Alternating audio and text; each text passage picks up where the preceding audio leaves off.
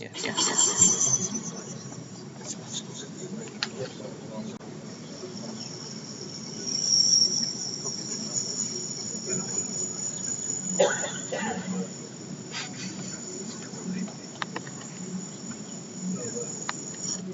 You know why?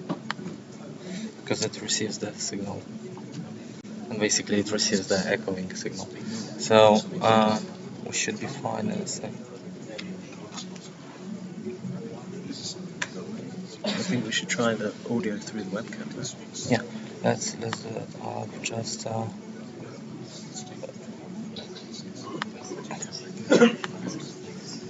I can hear. It's working now. If it's not, you're not hearing loads of feedback, right? I can hear you talking. it's better now. Yeah, but it's weird because the audio is delayed. That's fine. So it seems to work. Okay. Then all this. control this. Hmm? Control this, please. What the fuck's going on there?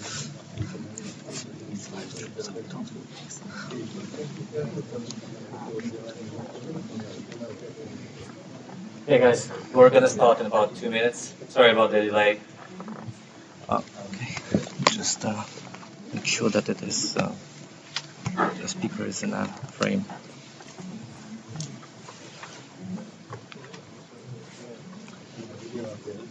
Okay.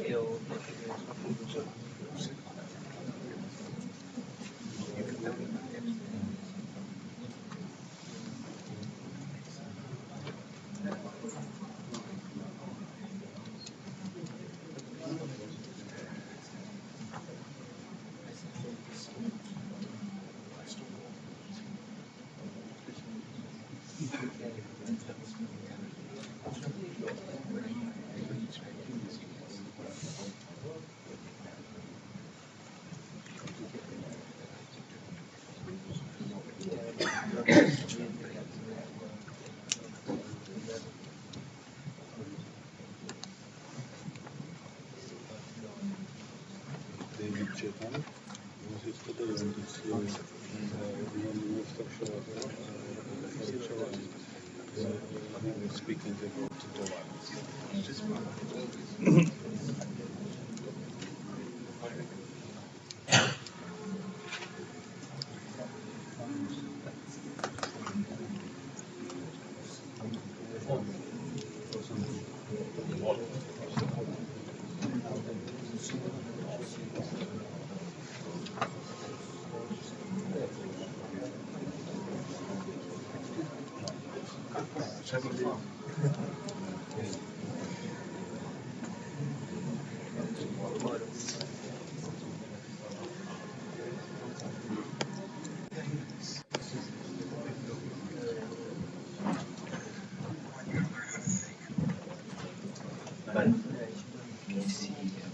Yeah.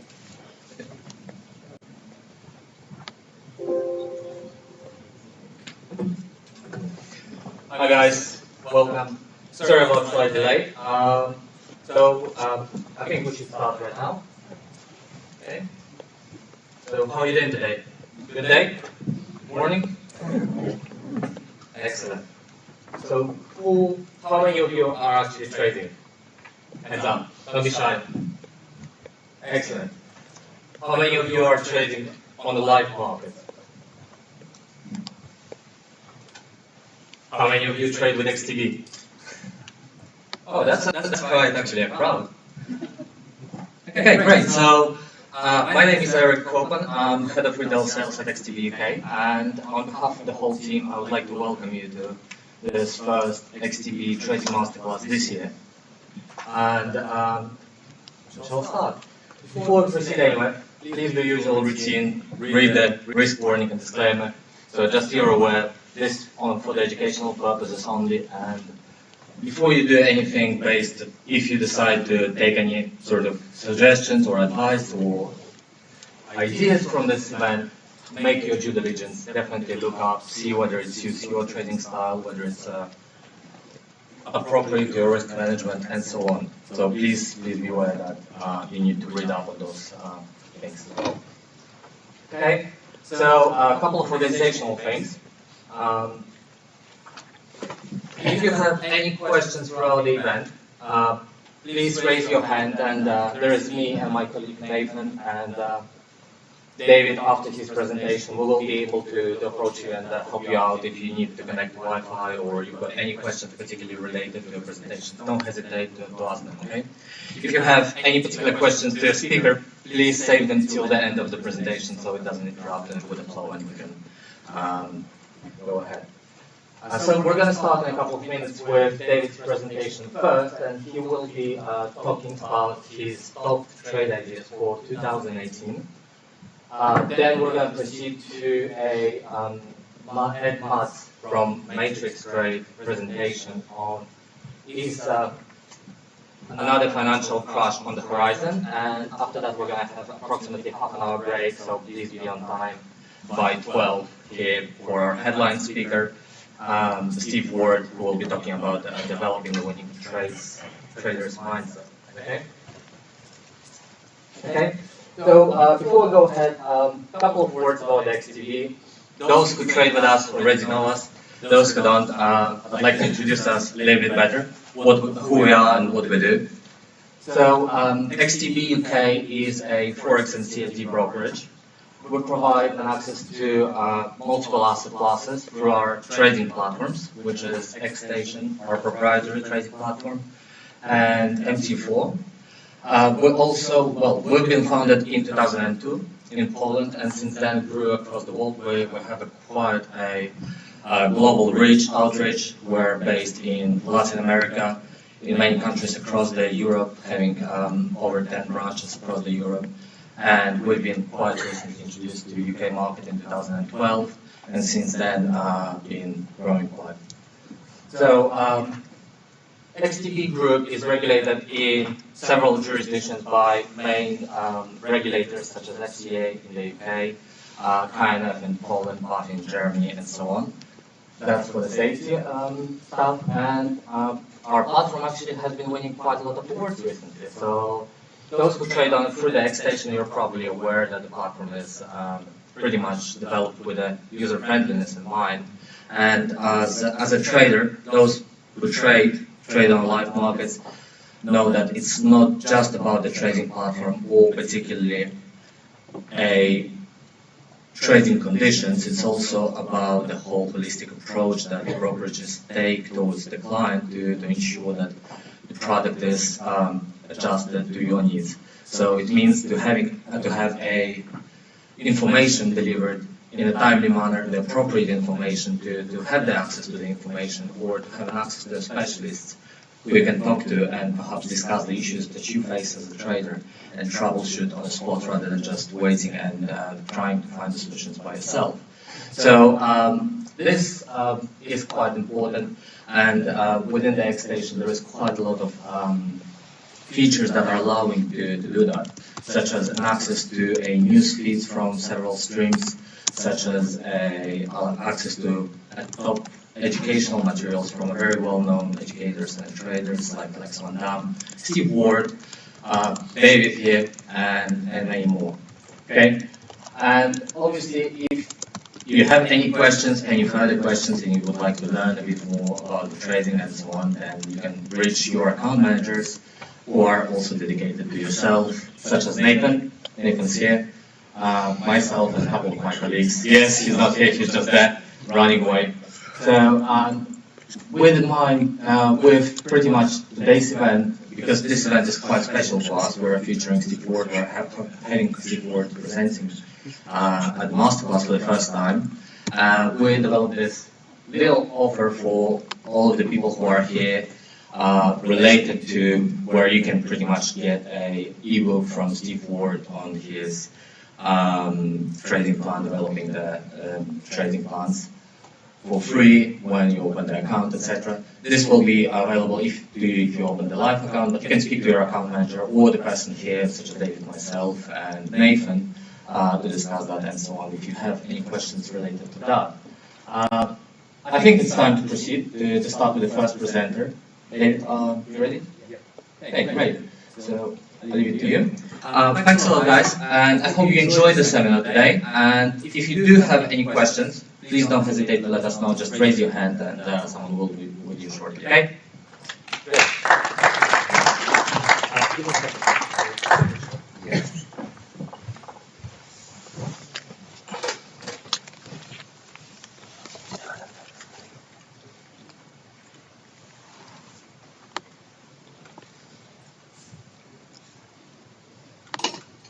Just 1 second, I'll get started.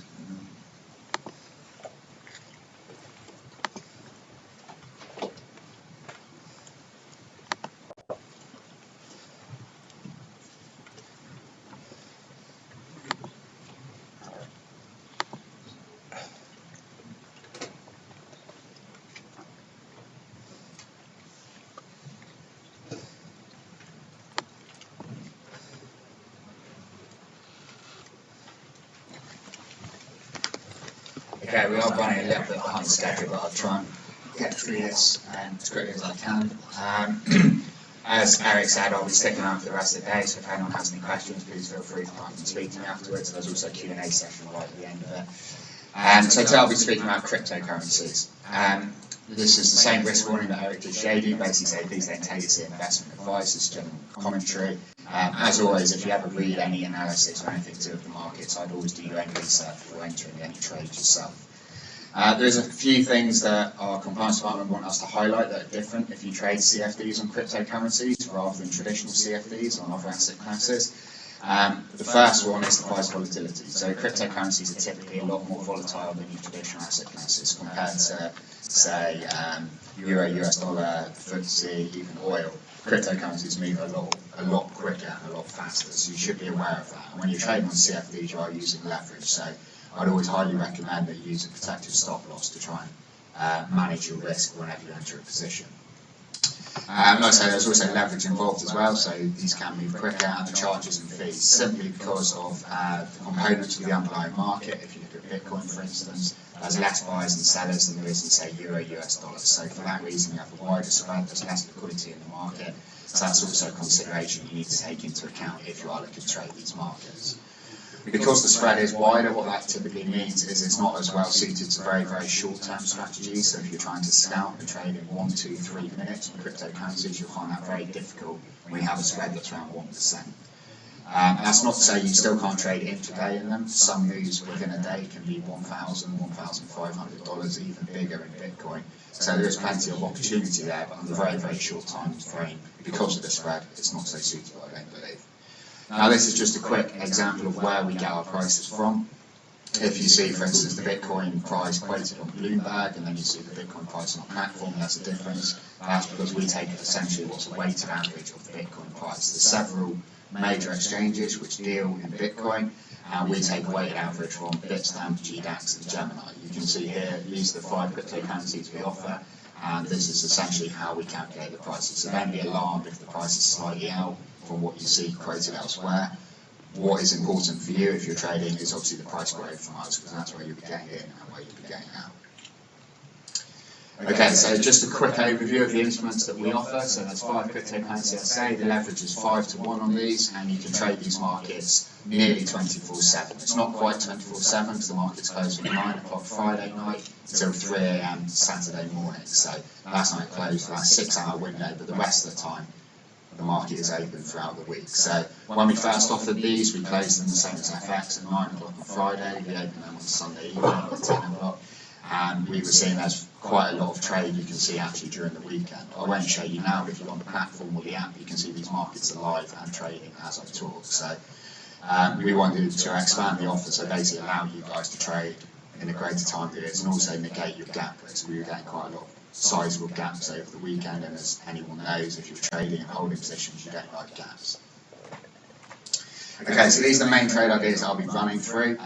Basically, I've tried to take a sort of take on each one of the markets we offer. So first off, Bitcoin, then I'll look at Ethereum and Ripple, why they could possibly overtake Bitcoin as the market leader. Bitcoin remains quite a dominant market leader, but it could eventually get taken, I think, by Ethereum or Ripple. I'll look at Litecoin and what could happen with that. We've had some big developments in Litecoin recently. We have the founder, Charlie Lee, announced he'd sold his entire holding just before Christmas time. And then recently we had a hard fork where Litecoin Cash has been created. Dash is often overlooked. It's the least traded of our 5 cryptocurrencies on offer, but because of that, I think there is some opportunities missed there. And if we look more closely at that, you might see some other opportunities. We're currently also working very hard behind the scenes to introduce and expand on this offering, and I'm hopeful that in the next couple of weeks we'll have another 5, possibly even 10 crypto markets we'll be looking to add, including Bitcoin Cash and several others. So watch closely, and we will hopefully be looking to expand this offering soon. So first off, I just want to give a sort of brief overview about the cryptocurrency space, what's been happening, and what are the current sort of news stories going on. So this is basically a chart of the total market cap of all cryptocurrencies. The market cap is arrived at by simply timesing the price of the coin by the number of coins in circulation. And you can see, going back to the start of last year, this was a very small asset class. It's around 16, 17 billion US dollars, which sounds a lot, but compared to traditional asset classes, this is minute. But we had this huge run higher last year, particularly in the second half of the year from around October time. I think the crypto total market capitalization peaked at around 800 billion around Christmas, and we've since fallen back. I think currently, when I just checked this morning, it's around 440 billion, so we have pulled back a fair way, but we're still significantly higher than we were this time last year. So that's a linear scale chart. Some people with mathematical mindset prefer to look at logarithmic scales, and if you see here, this kind of looks from a log perspective at percentage changes rather than nominal changes. You can see this is a much smoother chart, and overall, over the past, let's say 13 months, it's quite clear there is a slow, fairly steady uptrend in place. Having said that, if we look at Bitcoin in particular, one of the things I noted around November, December last year was there's a very strong correlation between the Google search interest and the Bitcoin price. What this essentially was showing was the number of people Googling or typing Bitcoin into Google had a close correlation with price. This isn't too surprising. If someone's thinking of buying Bitcoin, one of the first things they probably do is go to Google, type in Bitcoin, and do a bit of research about the market.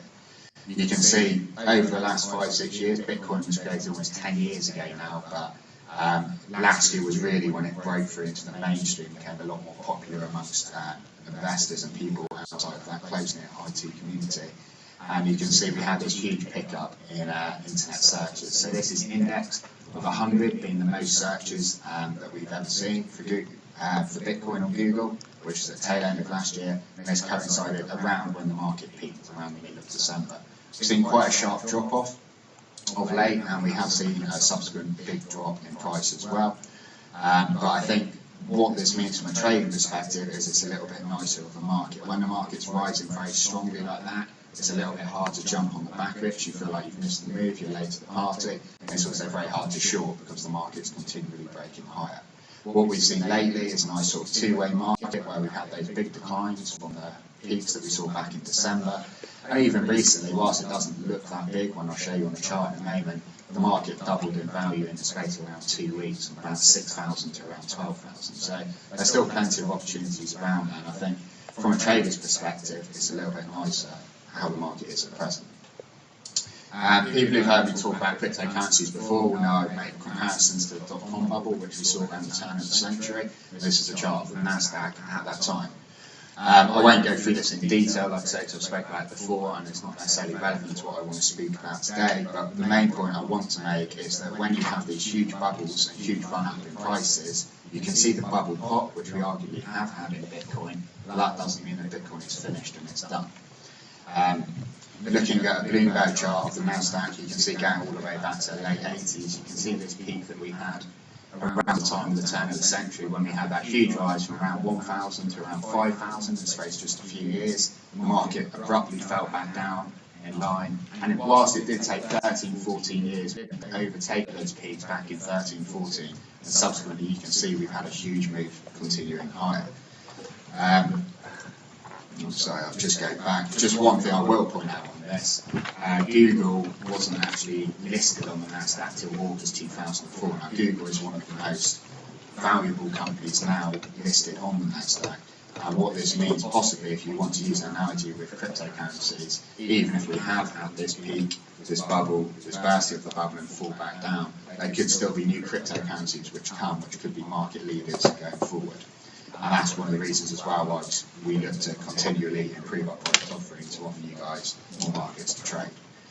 Now just a quick snapshot of the news events that are happening at the moment in the cryptocurrency space. A big theme that we've had for quite some time now is the sort of regulation idea behind cryptocurrencies. Cryptocurrencies have been largely unregulated. All exchanges, if you want to buy them, I listed earlier, are unregulated exchanges. So that is obviously a risk if you're going to trade on these. And South Korea is one of the leading countries which has really taken a regulatory stance on Bitcoin. Back in last September, we had China announce they were banning the ICOs, and they were banning trading in Bitcoin in the renminbi, in their own currency. South Korea were quite favourable towards Bitcoin, but then there was a lot of talk around the turn of the year that they would clamp down on Bitcoin and other cryptocurrencies. Now, there was something called a kimchi premium in South Korean cryptocurrencies, which essentially meant accounting for exchange rates, it was still relatively more expensive to buy cryptocurrencies in South Korea than elsewhere, up to 50% sometimes, and that was simply because there was so much extra demand of buying in South Korean won than there was in the other currencies. This kimchi premium has pretty much been erased now, and that's largely because there's a lot of talk and rhetoric out of South Korea that they would take a harder regulatory stance and clamp down on cryptocurrency trading. One of the leading guys actually who was looking into regulation on cryptocurrencies was found dead in his flat last Sunday, and whilst there isn't any I suppose evidence to suggest it's suspicious circumstances, it does seem a bit of an untimely coincidence. Moving on to Venezuela and countries looking at cryptocurrencies. Venezuela is the first country to launch its own cryptocurrency. It launched the Petro recently. It's raised $735 million US in a pre-sale ICO, so an ICO is an initial coin offering when you first offer these cryptocurrencies, and they're looking to raise around $6 billion. Essentially what they're looking to do is to back each one of these coins, these tokens, with a barrel of oil, and at the time that they listed this, the price of oil was around $60 a barrel, which still, give or take, isn't far from that. Now this is interesting because cryptocurrencies, and Bitcoin was the first to be created back in around 2008, early 2009 when it first began trading, and this was created really as a sort of anti-establishment movement in response to the global financial crisis. What could happen ultimately, rather than being anti-establishment, is if the establishment take cryptocurrencies and the blockchain technology and start to use that for their own currencies, then rather than having this anonymity and this sort of cloak of anonymity over cryptocurrencies, you could get a situation where governments can actually control very closely what is happening in terms of people's spending. If you imagine we transition to a cashless society over the next 20, 30 years, if countries start to implement a sort of blockchain to keep track of every single transaction within that society, they could have a very strong hold on what's happening in their country. Finally, the other news is Litecoin Cash has been created following the hard fork. I'll speak about this later in more detail, but when you normally have a hard fork, this is normally seen as negative from a fundamental point for the previous or the original cryptocurrency, but we actually saw quite a strong move higher in Litecoin on the back of this, which was a little bit unusual, although it has since faded. Like I say, I'll talk about this in more detail as we go through.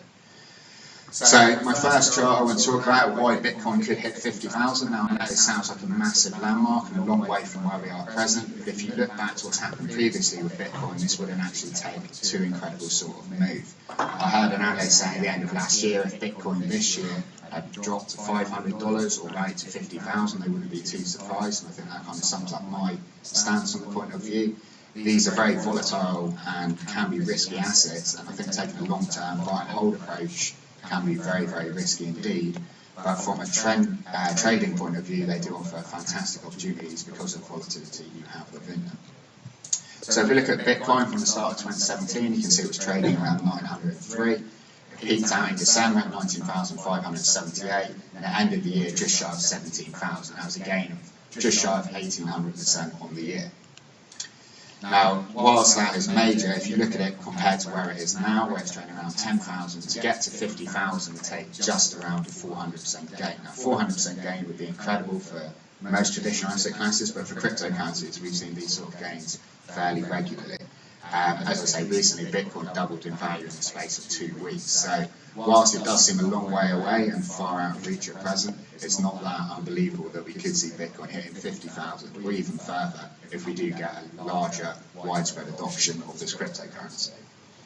Now, if we compare Bitcoin to other traditional asset classes, so say for instance stocks, if we look at the largest listed stock, Apple, which is worth around 800 billion, Bitcoin presently, when I took this chart in December, Bitcoin's worth 240 billion. I think at the moment it's around 170 billion, so it's dropped a little bit further.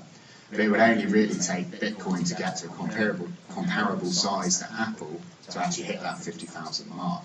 If you look at the US monetary base, world gold, which is around 8 trillion, US government debt around 20 trillion, set to expand, and also the US stock market. Bitcoin is relatively still small compared to all these asset classes. And whilst I don't think for one moment it will ever overtake stocks or government debt, it doesn't have to grow a lot more. It could only have to grow, say, 5 or 10-fold, and it wouldn't even be a tenth of the US stock market. So it's still relatively small, which suggests there could be room to continue higher. Now, as I go through these, I'm basically going to talk a bit about each cryptocurrency we offer, and I'll try and show a different technical analysis technique for each one. Please don't assume that head and shoulders, which is the first one I'll talk about, is the only way to trade Bitcoin, or it can't be used on the others. I'm just trying to demonstrate different approaches you can use to analyse these markets. So if we look at Bitcoin from a head and shoulders perspective, what you need first off for a head and shoulders formation is a trend. So obviously, as you can see, we have that long move higher in Bitcoin. It was clearly in an uptrend towards the back end of last year. If we look here on the chart, you can see from these lows when we had fork issues and the market dropped down to around 6,000, I'll talk about it more when we come back to forks, had this incredible move higher. Now, when you're trying to trade off a head and shoulders setup, it's three real components to the setup, with the neckline here, the shoulders and the head. The most important are the head and the neckline. The shoulders aren't too important. The important thing about the shoulder is that it falls somewhere between the neckline and the head. So the head is very easy to spot. It's always the high. You take it from the highest point. If you're using an inverse head and shoulders, you take it from the lowest point. Everyone would agree where the head is. It's exactly this point. If the market continues high, you simply have to redraw a new head higher and higher up. What you want is a previous peak before the head, a new peak which makes the head, a second peak which falls short of taking out the head and then falls back down lower. Now this neckline is where there's some subjectivity to this trading setup. Different analysts, different traders will draw different places for where this neckline is. Like I say, there is some subjectivity to it. How you look to trade this is you're not interested in the shoulders or the head really, you're awaiting the setup and you're looking at this possibly developing. What's important from a trade setup is the neckline. So you can see here, after we made the head, we made the second shoulder, we fell back. There's quite a clear support level here, which I have as the neckline at 12,750. And what you look for is a drop through the neckline and also a close. Now, this is a daily time frame. You can use short time frames, 4 hourly, hourly, even 30 minutely. But what you want is some sort of confirmation that this is broken. Once this is broken, you can then enter a short position, and the target for the setup is taking the head to the neckline and simply projecting that below. So you go 19,578 minus 12,750 would give you 6,828. And you take 12,750 minus 6,828, and that'll give you 5,922. You can see after breaking this neckline, the market fell all the way down and hit the target almost to the tick. This isn't the nicest setup because the candle which broke through the neckline is large, and when I trade these sort of setups, what I do is I have my stop loss above the candle, which makes the break, so you have a very wide stop loss here. But even though your stop loss would be $2,000 US if you're trading on one lot, your risk reward isn't too bad because you're looking for around 5,000 plus on the downside. Now, a more recent example, which was a nicer trading setup really on a 4 hourly time frame, is an inverse head and shoulders. So this is the opposite. This is when you've had a downtrend, you're looking for a reversal to go back higher. You can see we had the downtrend, which was falling all the way from those highs. We had the first shoulder, second shoulder, and then we had this neckline here. Again, the neckline, there is some subjectivity. You could draw a horizontal neckline here, for instance, but for me, I took falling trend line here, and this was the candle that broke it. Now, in terms of calculating your profit target, if you're looking for this setup, again, you take the head, you take where it breaks the neckline, so that's 5,867, the neckline 8,767, so that's 2,900. Project that above, we give you 11,667. Now, the nicer thing about this setup, and this is because you're using a shorter time frame, is the candle which broke through, this one here, is a lot smaller. It's only 370 US dollars. Sorry. So you're only having to risk $370 to now have your stop loss below this candle. With your target, which you've calculated on entry, is 2,530, so you're risking $370 and you're looking to make 2,530 on the trade. That's a nice risk reward skew. If you look at that another way, for every dollar you're risking, you're looking to make $6.83 in terms of profit. Now, when you're trading, it's always nice if you can get these sorts of setups, because what it means is you don't need to be right that often to be profitable. If you're right only half the time using this sort of risk-reward skew, you'll have a very favourable return, because every time you're wrong, you lose $1, $100, 1,000, whatever size you trade, and every time you're right, you make 683, 683, 6,830. So these favourable risk-reward skews are a really key component if you want to be successful in trading, I believe. Technical analysis, I don't think, can accurately predict the future in terms of where price will be going forward. what it can do is obviously show you where price has been previously. It can show you the path of least resistance. It can help you identify trends, and it can also help you identify these sort of setups where you have favourable risk-reward skews in your favour. Now, those are maybe previous examples. This is a current chart which I took this morning, and you can see we have a bigger inverse head and shoulders possibly developing. So that previous inverse head and shoulders was around here, and you can see it took that move. But on a bigger scale, still on a H4 time frame, we could be having this larger head and shoulders. The shoulders there, the head's there, whilst this remains the low, that remains the head. This second shoulder here is finding some support. Now again, I've got a falling trend line here, which is around 11,500. Some people might like to take the horizontal line from here, 11,800 as a neckline. But if we do get a break above this region, that could be an attractive long setup for this market. Again, I'll try and manage this by looking at the candle which broke through my neckline wherever I draw that, and then you'll have a stop loss below the low of that candle.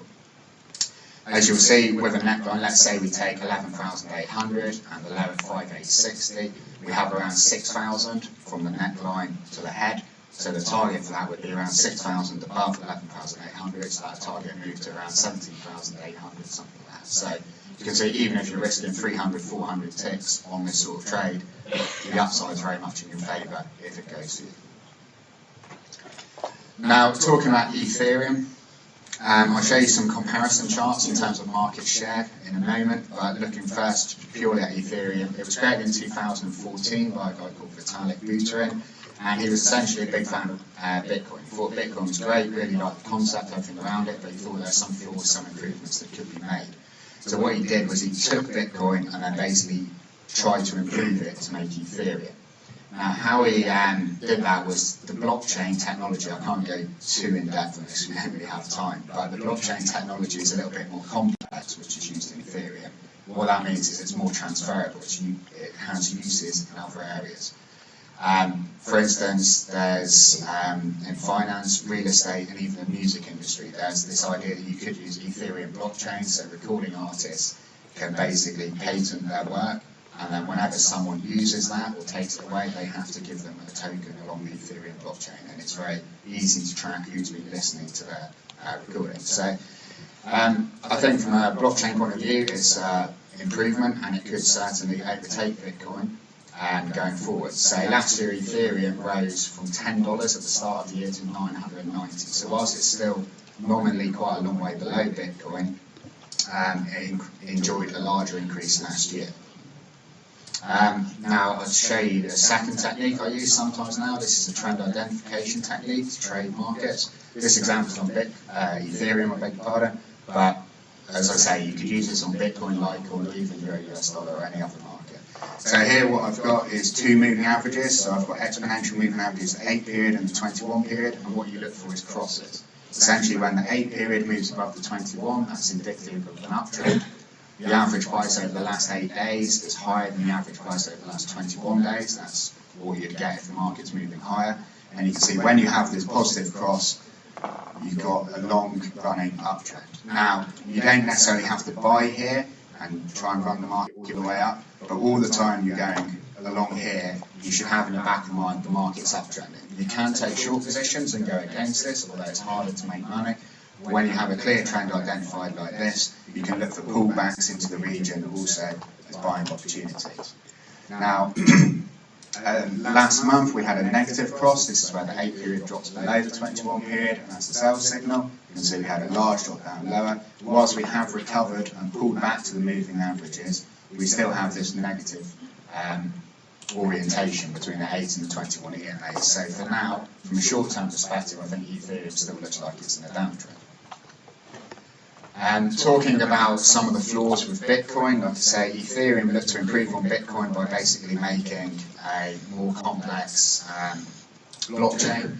Another problem with Bitcoin is it's very slow and clunky, so transactions are very slow, often take more than an hour to process one transaction. It's expensive, it costs around $30 I think on average to do a Bitcoin transaction.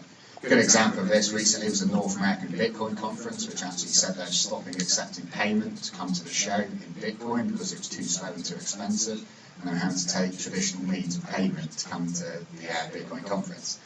Ripple is one of the fastest and cheapest cryptocurrencies in terms of moving money.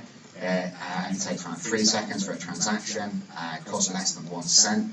Its founders have claimed that they've got deals in place with 3 of the top 5 global money transfer companies. MoneyGram, which is the second biggest, recently announced they were in partnership with them. And Ripple last year was actually the star amongst cryptocurrencies we offer. It rose around 42,000%. It began last year at less than 1 cent, and it's now, well, it ended the year at $2.61. So we had this incredible move higher.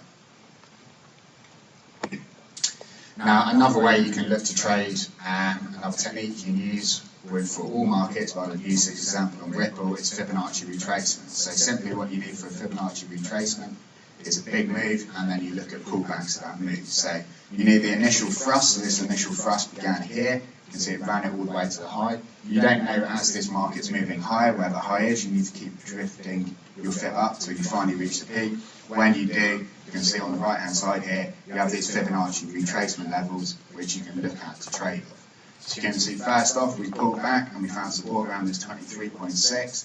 When we had a strong break below that, we fell all the way down to the 78.6, around 87. We tried to rally again, but what had previously acted as a bit of support was now resistance. We fell back down. We had a false break below this 78.6 actually, and now we've pulled back above it. So the areas I'm looking for going forward, 87.9 is possible support. If we do break below that, this previous swing level around 0.6, which isn't a fib level, but I'd also use support and resistance in conjunction with this.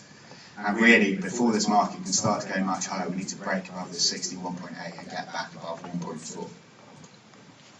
Now, this is a chart showing comparative market shares going back around 5 years. You can see Bitcoin, clear market leader at the top, which has basically been around 90% back in 2013. But what's interesting, even though we had that big move higher in Bitcoin, is that last year we saw a huge drop in its market share despite it rallying several thousand%. You can see Ethereum is this blue one, and this light blue one is Ripple. You can see a little bit more clearly on this next slide. And we basically saw a point when there was fears around the hard fork in Bitcoin back in that summer, Ethereum nearly took over and nearly became the market leader. They've since diverged massively, but you can see they're coming back a little bit closer together, and also Ripple is also not too far off that. So this is a chart which is worth keeping an eye on, and if you do think, because of those characteristics I was talking about, the speed of transactions and better blockchain essentially for Ethereum, that they could overtake Bitcoin, and this is something to keep an eye out for. Now, talking about market caps and if one market can overtake another, I think it's important to look at the supply of each individual cryptocurrency. So some people say, I think Ripple will overtake Bitcoin. Ripple won't have to get to 10,000 to overtake Bitcoin because there's far more Ripple in circulation. So if you look along this chart here, you can see the circulating supply. Bitcoin has 16.8 million, Ethereum nearly 100 million, Ripple has an incredible 38 trillion. So that's why Ripple's value is so low in terms of per Ripple coin. Litecoin 55 million and Dash 79 million. These are the percentage of market share at present. So Bitcoin just under 40%, Ethereum 18, Ripple just under 10, Litecoin and Dash relatively small players. Now if we take Bitcoin's price as given, at 10,079 as it was just before I started talking, this is basically saying what price each cryptocurrency would need to rise to overtake Bitcoin if Bitcoin remains at 10,079. So Ethereum would only have to get to 1,741 to overtake Bitcoin. So I say only, it's obviously a big move higher, but 188% increase certainly isn't out of the question. We could easily see this in just a matter of weeks. Ripple would have to go a bit further. It'd have to go up around 340% to $4.35. But again, that's not a huge move considering what we've seen previously for these markets. Litecoin and Dash still have a lot longer to go really, with Litecoin needing 1,400% and Dash over 3,000%. As you saw, they're very small players at the moment compared to Bitcoin and Ethereum. So that brings us on now to Litecoin. So Litecoin was created in 2011 by an American guy called Charlie Lee, former Google employee. And he was inspired and based on Bitcoin again. Bitcoin was the original. A lot of people took Bitcoin and then basically tried to make improvements on the back of it. It's been very progressive and forward-thinking in terms of cryptocurrencies. It's the first of the top 5 to adopt what's called segregated witness, which is essentially a software upgrade called soft fork. and it was first to complete a Lightning network. So this is a solution to a scalability problem. That's one of the things that had been holding Ethereum back, this idea that it's not as scalable. The more you use it, the less effective it becomes because it gets slower. Litecoin aspires to be high speed and low cost, so used for transactional purposes mainly, and it aims to process a block every 2.5 minutes compared to 10 minutes, which is what it takes at Bitcoin. So it aims to be 4 times faster than Bitcoin. It's currently more than 4 times faster because there's not the same number of users using it. So the blocks can be processed a lot more quickly. It began last year at $3.74 and ended at $274, which you can see we've got an incredible increase, around 7,200%. Now, this interesting development about Litecoin we had back just before Christmas last year, was Charlie Lee made a post on Reddit. Now, if you're going to trade cryptocurrencies, it's important to keep up to date with what's going on in the news. And a lot of the people who are founders and big owners like to take social media, so Reddit, Twitter, these sort of outlets are important to keep an eye on. He had basically said that over the last year he tried to get away from price-related tweets. He was getting accused of talking up his own book, essentially, basically saying good things about Litecoin, trying to boost its price and boost his own wealth. Because of that, he felt he had a conflict of interest owning Litecoin and talking about Litecoin. So rather than stop talking about Litecoin, he sold his entire Litecoin holding. If that's not a sign that the market's near a top, I don't know what is really. But shortly after that, Litecoin dropped from, I think it was around 350 all the way down to well below 200, but it has since recovered a little bit since then. You don't know exactly what he's done since. He may look to have bought some of that back, but whenever you have a founder and majority owner of a company selling large stakes in that company, you heard Warren Buffett turn around and say, I'm selling all my Berkshire Hathaway stock. People would be very worried about the future outlook for Berkshire Hathaway. So recently what we've had is a fork in Litecoin Cash being created. So a hard fork recently. So a fork is essentially when you have a cryptocurrency going along, you have a blockchain, and then at some point in time you choose a specific block, and from that original blockchain you take a new road off. The original blockchain will carry on with the original cryptocurrency, but you're creating a spin-off essentially along the same blockchain, and it'll follow a different path, much like a fork in the grade. The fork for Litecoin Cash occurred at block 1,371,111. That's kind of irrelevant, but I just wanted to show you that there's a specific point in time when this fork happens. And what happens is holders of the original cryptocurrency, so in this case Litecoin, are credited with some of the new cryptocurrency. Charlie Lee's come out and he's criticised Litecoin Cash and said he has nothing to do with the project. But essentially what this shows is that it's very easy to replicate another cryptocurrency and to start another spin-off.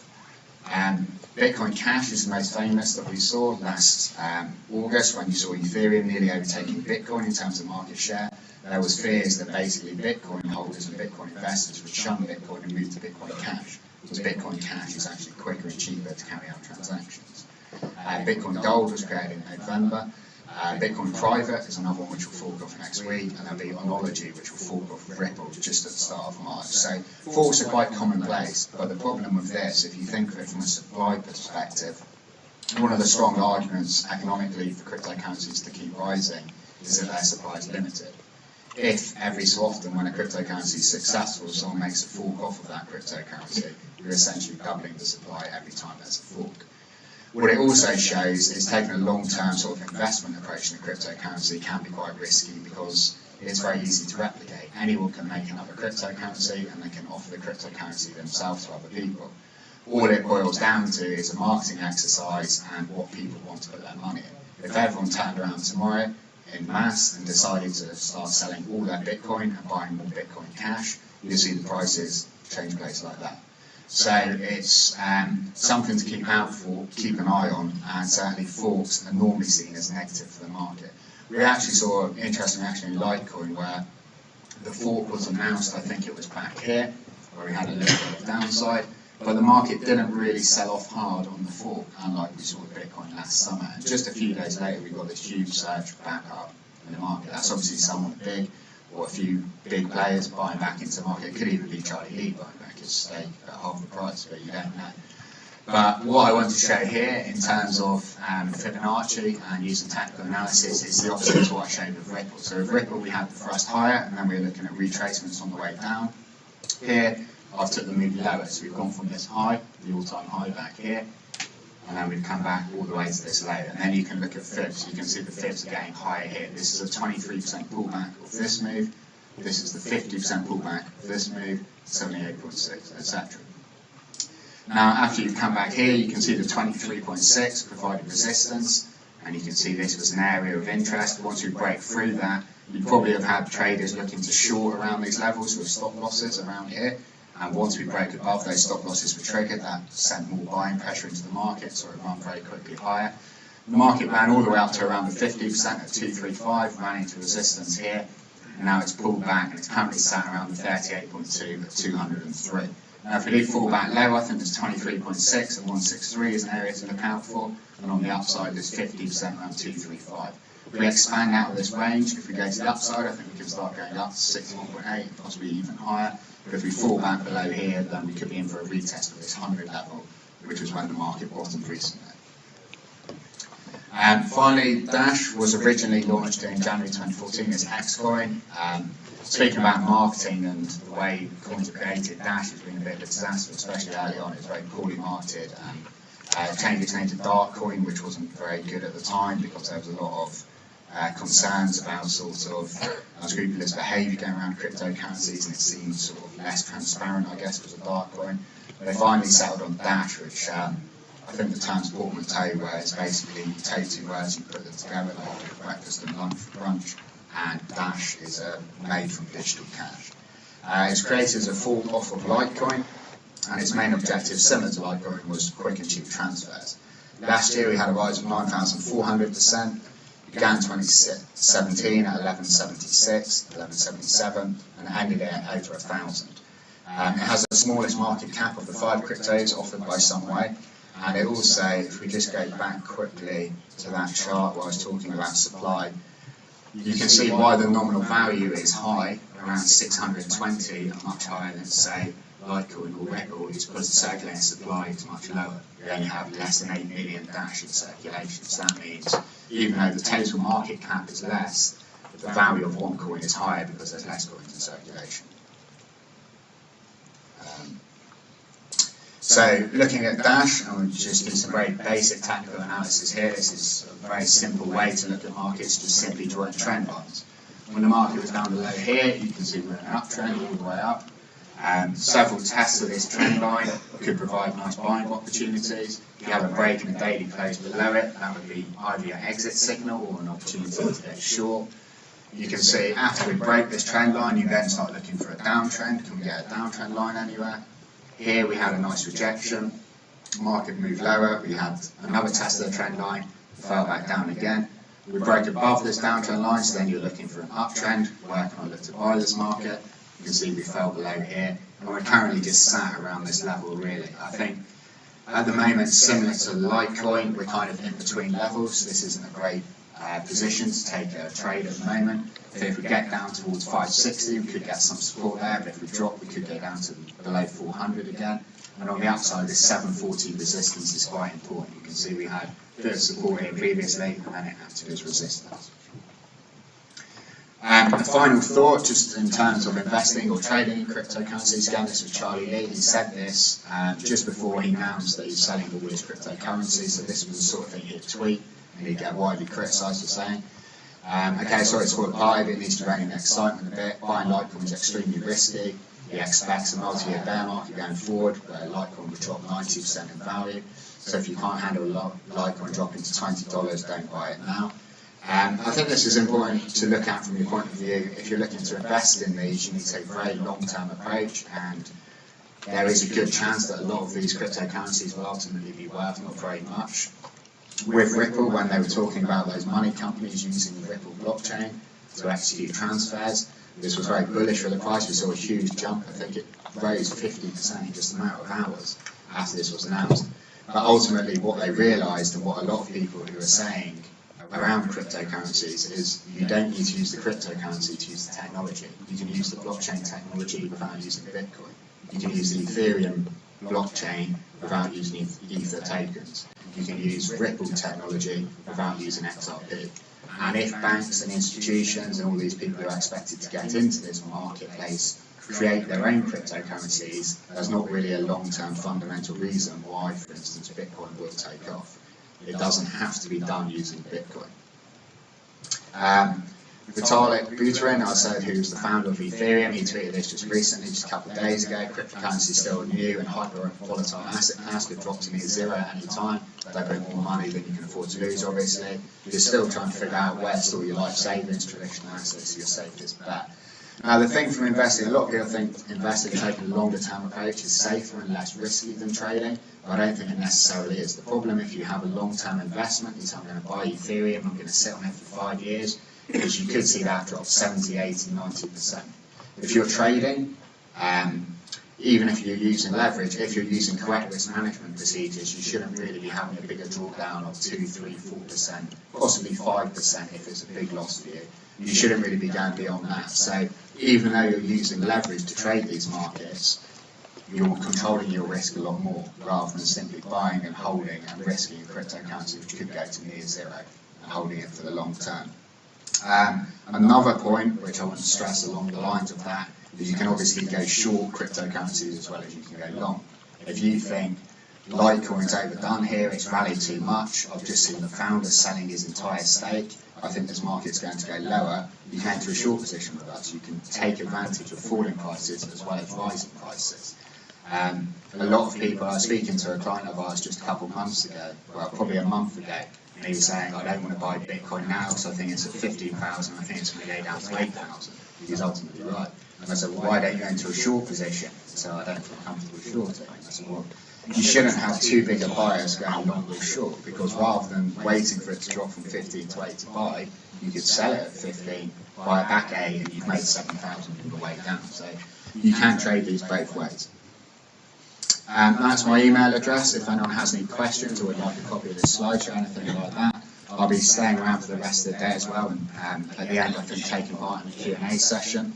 One final thing, a special thing we do offer for XTB clients, which I think a few of you guys are actually in, is instant messaging service. So we use WhatsApp and we do a traditional markets sort of service and also a cryptocurrency service. These are essentially alerts, so as well I can send out a couple times a day or whenever I see something that's important in the market, saying Litecoin's just dropped below this 61.8 fib, it could be set for further declines. Bitcoin's just had a positive EMA cross, this could be set to go higher. Head and shoulders I've been talking about in Bitcoin is now testing the neckline.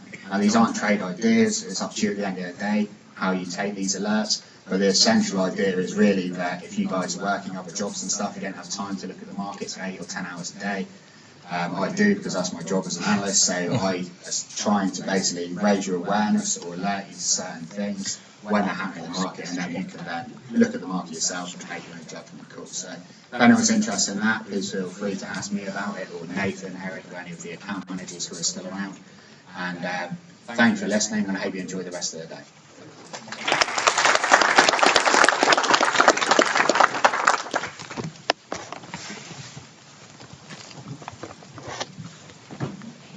Did you enjoy the presentation?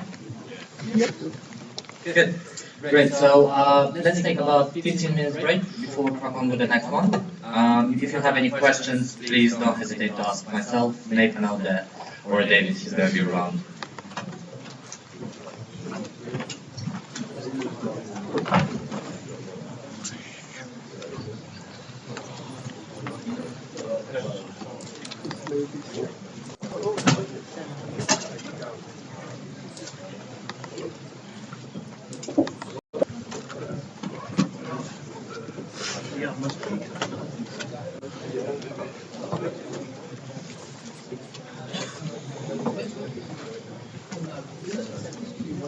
Okay, I know there is a problem.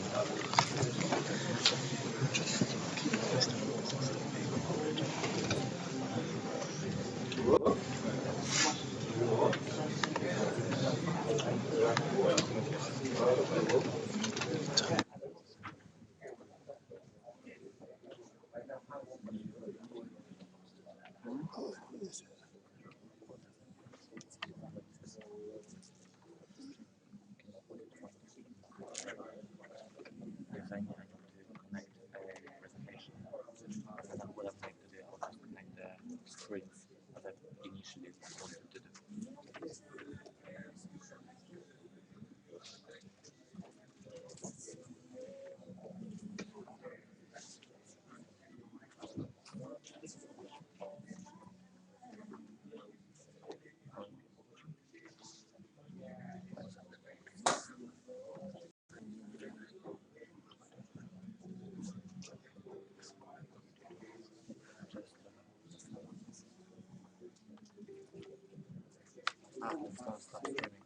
The next presenter's got a USB with his slide on. The next presenter's got a USB with his slide on. And that as well. Oh, he's giving to you now, is he? Yeah. Oh, right, okay, I'll put you an update. What I have to do, I'll stop streaming and you restart streaming again later. Well, That's the only thing going to go down. For about 10 minutes. Good. Let me check this.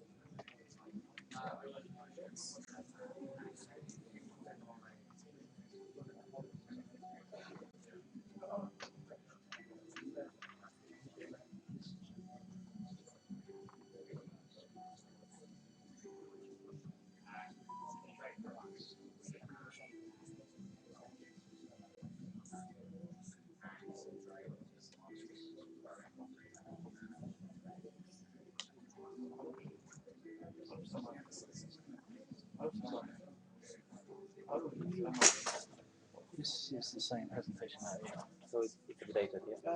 it's the 5 second video that's been put on to self-play. Yeah, I've got it.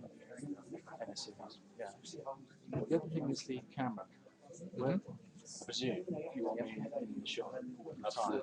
So where's my point? It doesn't matter too much. It's actually covered pretty much the. Can I have a look? Is that So that's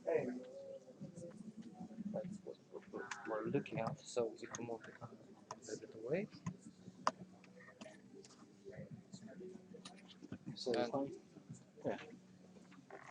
Yeah. So anywhere between the screens. So that's Yeah. Perfect. like me to say. Looking good, feeling good. Clearly relaxed. Still streaming? No. That film started me off. That film, Trading Places, was a film that